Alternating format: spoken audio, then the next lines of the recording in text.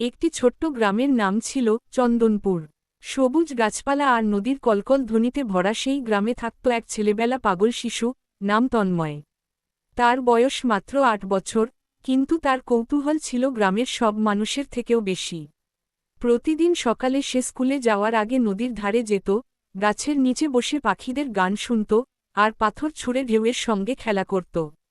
একদিন সকালে, যখন শিশির এখনও ঘাসের গায়ে ঝুলে আছে, তন্ময় নদীর ধারে এক অদ্ভুত শব্দ শুনল, মৃদু ককানো মতো। সে কৌতূহলী হয়ে শব্দের দিকে এগিয়ে গেল। ঘাসের ফাঁকে দেখতে পেল, একটা ছোট্ট সাদা খরগোশ কাঁপছে। তার পা একটা কাঁটাঝোপে আটকে গেছে। তন্ময় প্রথমে একটু ভয় পেয়েছিল, কিন্তু তারপর তার কোমল মন জেগে উঠল।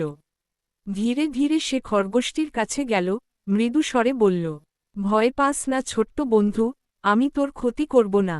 সে সাবধানে কাটার ঝোপ সরিয়ে দিল। খরগোশটি মুক্তি পেয়ে প্রথমে একটু দূরে লাফিয়ে গেল, তারপর ফিরে তাকিয়ে তন্ময়ের দিকে চেয়ে রইল। তার চোখে যেন কৃতজ্ঞতার ঝিলিক। সেই দিন থেকেই শুরু হলো এক অদ্ভুত বন্ধুত্ব। প্রতিদিন সকালে তন্ময় নদীর ধারে আসত, আর কিছু গাজর বা ধান নিয়ে আসত তার নতুন বন্ধুর জন্য। খরগোশটি, যাকে সে আদর করে, লুচু নাম দিয়েছিল, তখন গাছের আড়াল থেকে লাফিয়ে এসে তন্ময়ের পাশে বসত। তারা একসঙ্গে সূর্যোদয় দেখত, ফুলের ঘ্রাণ নিত, আর মাঝে মাঝে তন্ময় গল্প বলত। লুচু যেন মন দিয়ে শুনত, তার লম্বা কান নাড়িয়ে প্রতিটি শব্দ গিলত। একদিন বিকেলে, গ্রামে তীব্র ঝড় উঠল। বৃষ্টি নেমে এল ঢলঢল করে। তন্ময় ছুটে গেল লুচুর খোঁজে। নদীর পাড়ে গিয়ে দেখে, ঝড়ে গাছ ভেঙে পড়েছে, আর লুচু কোথাও নেই। সে পাগলের মতো খুঁজতে লাগল। হঠাৎ সে শুনল ক্ষীণ এক শব্দ, চুচু।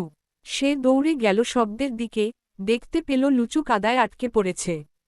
তন্ময় বিন্দুমাত্র চিন্তা না করে, নিজের জামা মাটিতে বিছিয়ে তাকে তুলে নিল।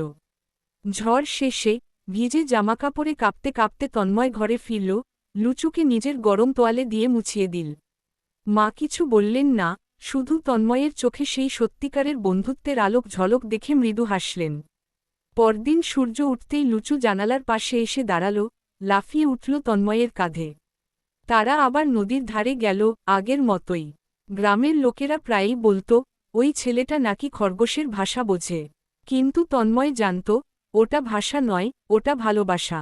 তন্ময় আর লুচু যেন ছিল একে অপরের ছায়া। তাদের বন্ধুত্ব শেখালো, প্রকৃত বন্ধুত্ব জাত, ভাষা বা রূপ দেখে হয় না, হয় হৃদয় দিয়ে, হয় নিঃস্বার্থ ভালোবাসায়। আর চন্দনপুরের সকালের শিশিরে আজও কেউ কেউ বলে, যদি মন দিয়ে শোনো, নদীর ধারে এখনও শোনা যায় এক শিশুর হাসি আর এক খরগোশের ছুটোছুটি।